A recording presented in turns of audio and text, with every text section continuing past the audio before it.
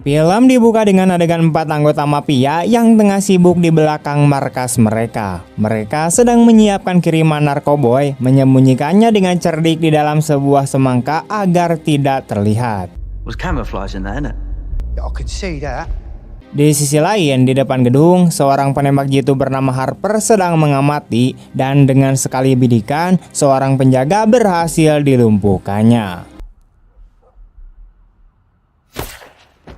Tak lama kemudian, tim Harper menyerbu markas, menyingkirkan siapapun yang menghadang mereka.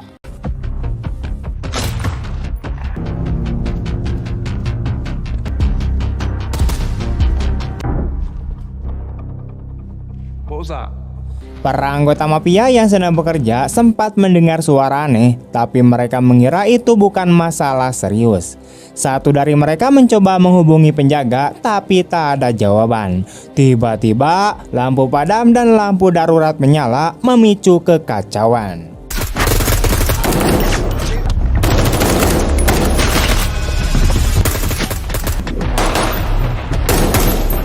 Pertempuran sengit pun terjadi dan tim Harper dengan cepat menguasai situasi. Hanya satu orang mafia yang tersisa. Di momen ini terungkap bahwa kelompok Harper dipimpin oleh Andy, mantan perwira marinir.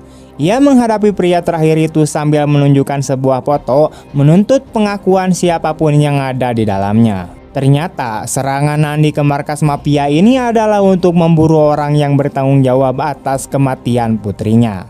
I've never seen him before in my life. Pria yang ketakutan itu akhirnya memberikan informasi yang dibutuhkan Andy. Setelah itu, Andy menemukan tumpukan uang besar dan memerintahkan timnya untuk mengambil semuanya. Markas mafia pun dibakar hingga rata dengan tanah.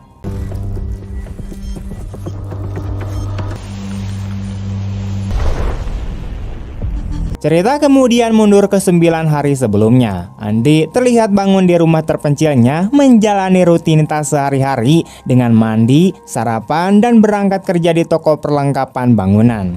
Namun pikirannya tampak kemana-mana, membuatnya sering kehilangan fokus saat melayani pelanggan. Atasannya menegurnya karena ketidakprofesionalan itu dan memperingatkan bahwa jika Andy tidak berubah, ia bisa dipecat. Andy hanya mengangguk, menerima sebuah kenyataan dan tidak mendapat gaji bulan itu. We can't have any more complaints like that. Hari berikutnya, di hari liburnya, Andy pergi ke sesi terapi mingguan dengan psikiater. Ia mengaku merasa sedikit lebih baik, tapi kenangan masa lalu yang traumatis terus menghantuinya, dan itu masih terbayang di pikiran Andy. Terungkap bahwa Andy adalah mantan perwira marinir yang pernah memimpin unit 20 orang di Afghanistan, hanya 4 yang selamat termasuk dirinya. Peristiwa itu meninggalkan bekas mental yang mendalam. I can see there's a lot of pain. I have to suffer alone. Sementara itu, seorang gadis muda bernama Rachel terlihat berdebat dengan ibunya. Ibunya menekankan agar Rachel tidak terlalu sering keluar rumah, sementara Rachel membela diri bahwa ia sudah 18 tahun dan berhak mengatur hidupnya sendiri.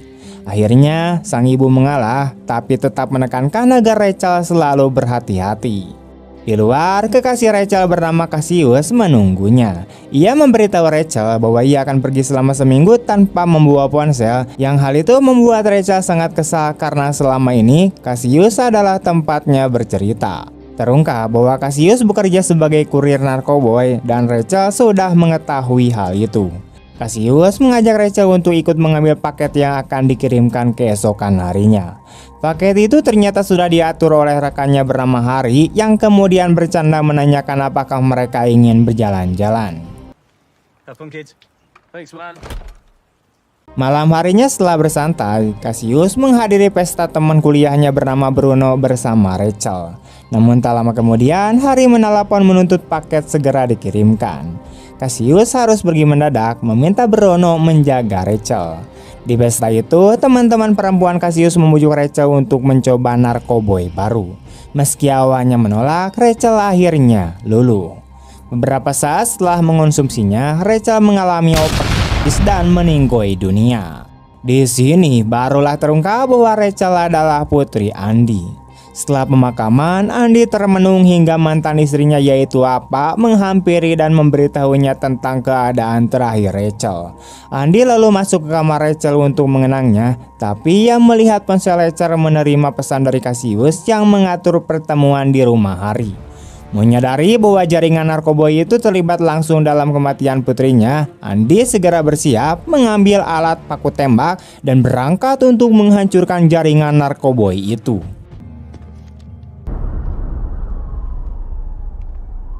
Sementara itu, Cassius tiba di rumah Harry untuk mengambil bayaran atas paketnya.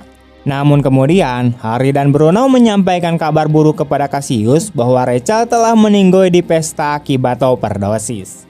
Mendengar itu, Cassius diliputi kemarahan dan meluapkan emosinya kepada Bruno sambil menuntut alasan mengapa Rachel diberi narkoboy padahal ia sama sekali tidak pernah menggunakannya sebelumnya.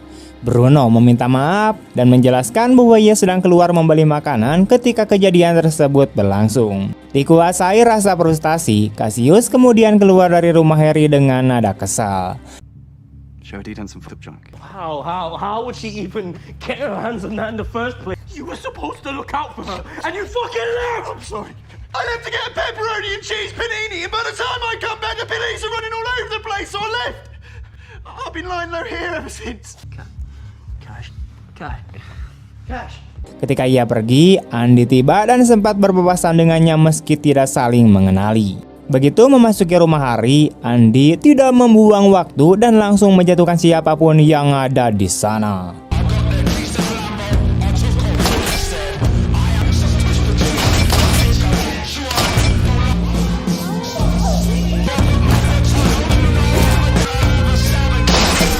Pada satu momen, ia berhasil merebut pistol dari salah satu anak buah Harry. Ia kemudian bergerak menuju ruang utama, di mana ia dengan cepat menghabisi Bruno, teman kuliah Cassius, dan memojokkan si Harry.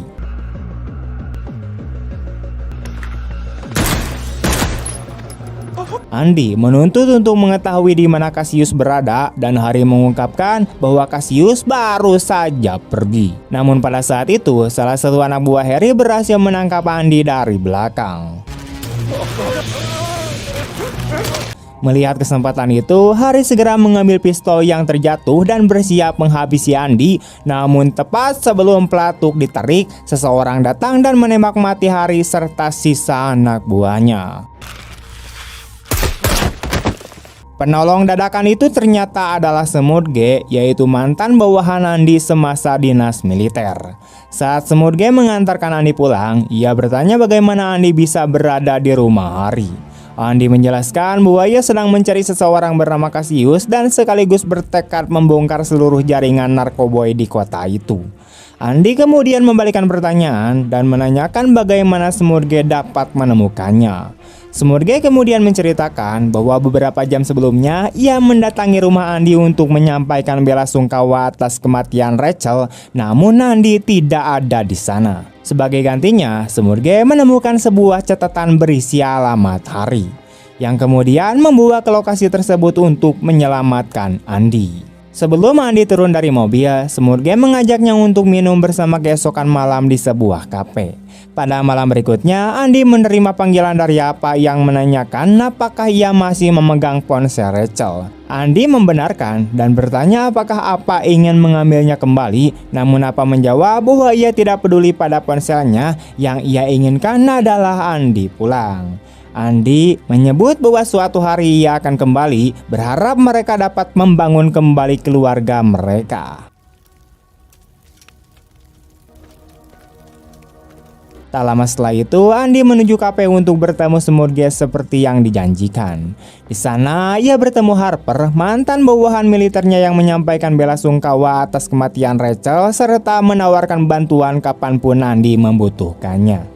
Tidak lama kemudian, Semut G tiba bersama seorang teman lama dan keempatnya mengenang masa-masa mereka di Afghanistan sebagai para penyitas dari unit mereka.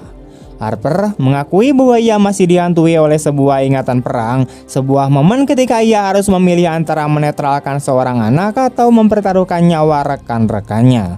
Anak tersebut terus mendekat sehingga memaksa Harper mengambil keputusan yang mustahil. I have some friends, and those still living with the scars. Setelah berbagi kisah masa lalu, mereka memutuskan untuk bermain biliar. Namun sikap Andi yang diam membuat ketiga mantan bawahannya bertanya apa sebenarnya tujuan Andi. Pada saat itu, Andi mengungkapkan misinya untuk memberantas peredaran narkoboy di kota termasuk menjatuhkan Cassius. Ketiganya menyambut gembira kesempatan bekerja kembali di sisi Andy. Di sisi lain, Cassius terlihat duduk sendirian di sebuah restoran sambil dikuasai rasa bersalah karena merasa bahwa jika ia berada di sisi Rachel saat itu, mungkin gadis tersebut masih hidup. Pada satu momen, Cassius memutuskan bahwa ia harus meminta maaf kepada kedua orang tua Rachel secepatnya. Namun, sekelompok preman tiba-tiba mendatanginya. Cassius yang tidak ingin berkelahi mencoba untuk pergi, tetapi salah satu dari mereka mengikutinya keluar dan menantangnya berduel. Question. You answer. Come me. Get in the car. Tepat sebelum situasi memanas, sebuah mobil berhenti dan seorang wanita muda muncul menyuruh Cassius agar tidak membuang waktu menghadapi orang-orang seperti itu. Ketika mereka melaju pergi, wanita tersebut menyampaikan bela sungkawa atas kematian Rachel. Cassius kemudian bertanya mengapa ia memutuskan membantunya dan wanita itu menjelaskan bahwa ia dikirim oleh ayah Cassius yang ingin menemuinya. Adegan kemudian berganti kepada Andy yang sedang diantar oleh Harper untuk membeli bedil. Sebelum Andy turun, Harper menyebut bahwa penjual senjata itu memiliki hubungan dekat dengan gembong narkoboy wilayah timur. Tidak lama kemudian, Andy bertemu dengan penjual tersebut dan menyerahkan sejumlah besar uang tunai tanpa ragu. Penjual itu menanyakan apa tujuan Andy membeli senjata-senjata tersebut. Tanpa diduga, Andy mengungkapkan rencananya untuk menyerang gembong narkoboy wilayah timur demi memberantas perdagangan narkoboy. You really don't understand what you got yourself into. Go on. Setelah Andy pergi, penjual senjata itu segera mencoba menghubungi sang gembong untuk memberitahu situasi tersebut. Namun sebelum panggilan tersebut tersambung, Andy tiba-tiba kembali dan melancarkan serangan. Andy menuntut lokasi markas gembong tersebut dan karena tidak punya pilihan lain, penjual itu memberikan informasinya. Pada saat yang sama, seorang pengawal mencoba menyerang, tetapi cepat dilumpuhkan oleh Harper. Harper kemudian meminta pisau Andy karena ia berniat menghabisi penjual senjata tersebut sendiri. Deal with this, will you? Di sisi lain, Cassius dan wanita tadi berhenti di dekat sebuah toko serba ayah. Wanita itu berniat membeli makanan karena sejak pagi ia hanya makan roti. Namun ketika ia masuk, seseorang mengikutinya. Cassius segera keluar dari mobil dan baku tembak pun terjadi di dalam toko. Beruntung, Cassius dan wanita itu berhasil melarikan diri tanpa luka serius meski wanita itu mengalami cedera di kakinya. Ketika mereka hendak kembali ke mobil, mereka disergap dan ditangkap oleh sekelompok pria.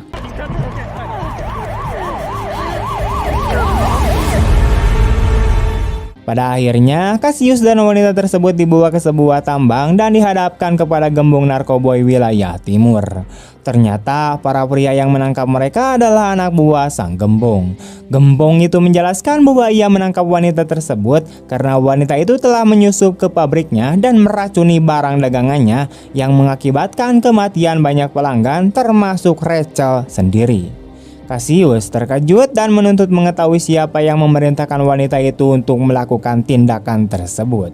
Wanita itu mengungkapkan bahwa ia bertindak atas perintah ayah Cassius sendiri. Beberapa saat kemudian, ketika Cassius dan wanita itu hendak dieksekusi, kelompok mafia wilayah timur tiba-tiba diserang. Satu persatu, anggota mafia berhasil dilumpuhkan oleh para penyerang yang tak lain adalah 4 mantan marinir yaitu Andy dan ketiga rekannya.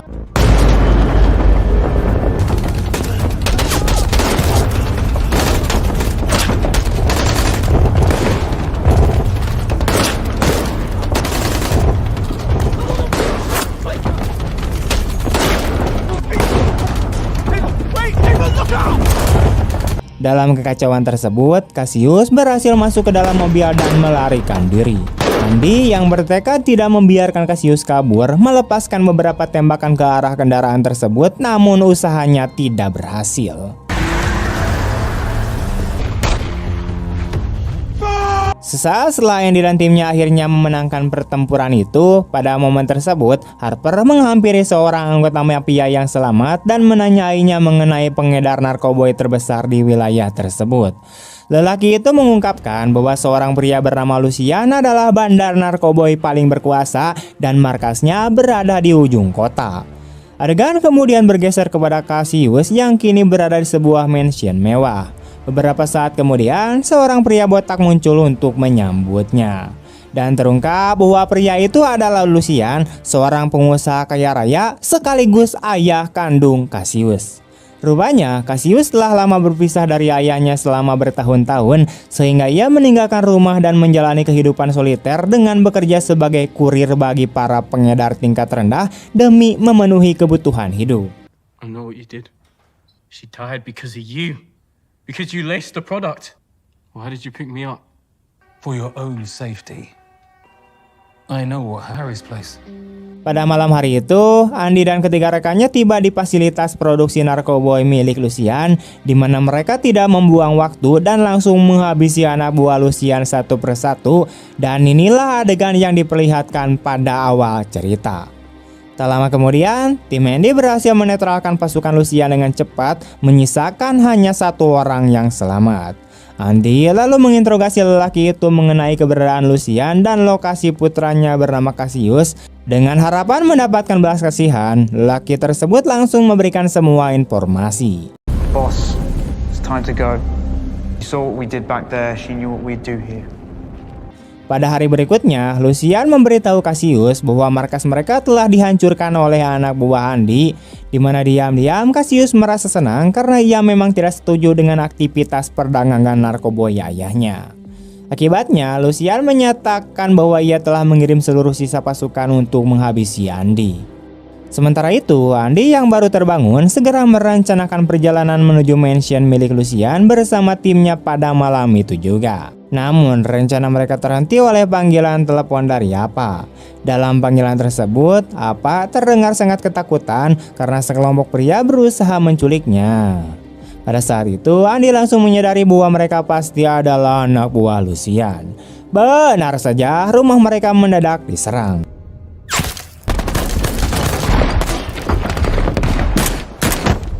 Beruntung, ketiga rekan Andy tiba tepat waktu untuk membantu. Menanggapi situasi tersebut, Andy dan timnya segera bersiap dan berangkat untuk menyelamatkan Apa. Dan saat mereka melaju, beberapa mobil mulai mengejar mereka. We've got more on the way. Right, let's get out of here. Pada satu momen, mobil Andy terpaksa berhenti dan musuh mendekat dengan hati-hati. Namun Andy dan timnya telah menyembunyikan diri di balik kendaraan dengan cerik.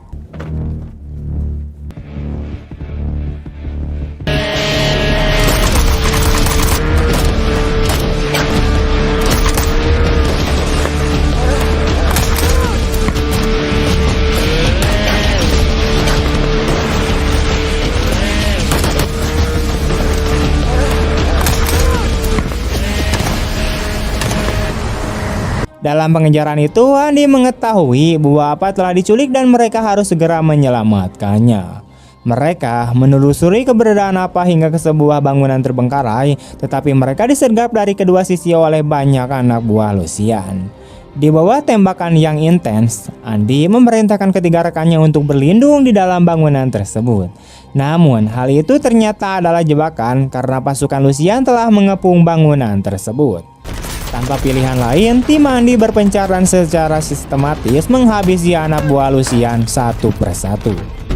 4 packs, 50 meters. We're approaching on the south aspect.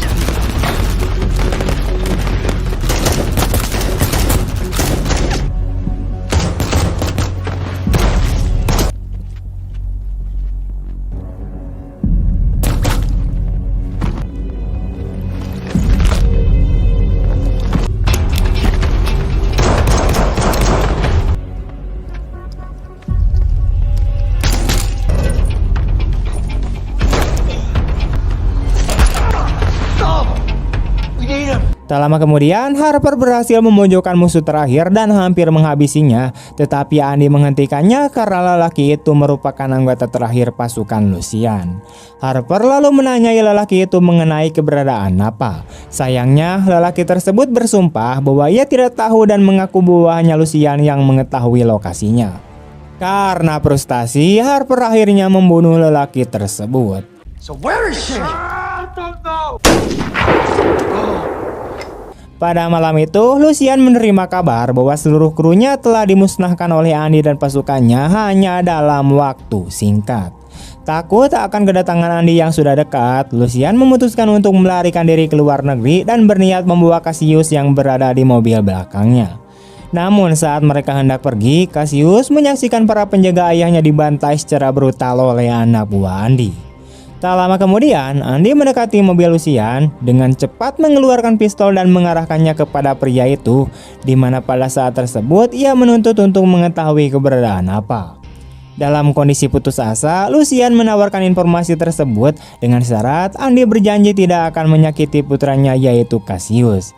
Ia menjelaskan bahwa Cassius memiliki perasaan yang sangat dalam terhadap Rachel dan tidak pernah berniat untuk menyakitinya. Pada akhirnya, Andy menyetujui syarat tersebut. Setelah Lucian mengungkapkan lokasi apa, Andy mengeksekusinya secara dingin. Actions have consequences. Sesuai janjinya, Andy melepaskan Cassius dan kembali bergabung dengan rekan-rekannya yang menunggu di dekat sana. Beberapa hari kemudian, Andy berkumpul dengan timnya, di mana ia memberitahukan bahwa ia dan Nappa telah berdamai dan sekarang tinggal bersama. Ia menyampaikan rasa terima kasih kepada para rekannya atas dukungan yang tak pernah goyah. Keempat pria itu yang kini terikat oleh pengalaman yang sama, berjanji untuk tetap bersatu dan saling melindungi.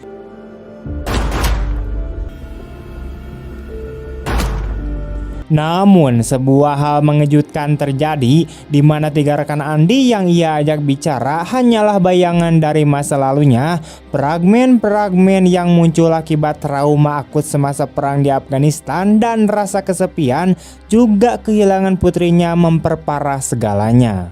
Kenyataannya, ketiga rekannya itu telah gugur di medan perang dan hanya Andy lah seorang yang selamat.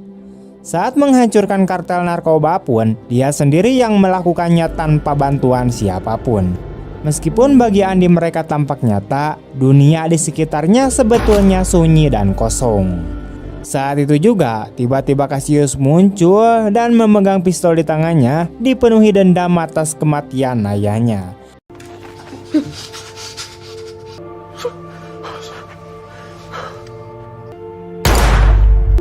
Cassius dengan setengah hati kemudian menembak Andy. 15 menit kemudian, tenaga medis tiba di lokasi, tetapi nyawa Andy tidak berhasil diselamatkan. Tamat.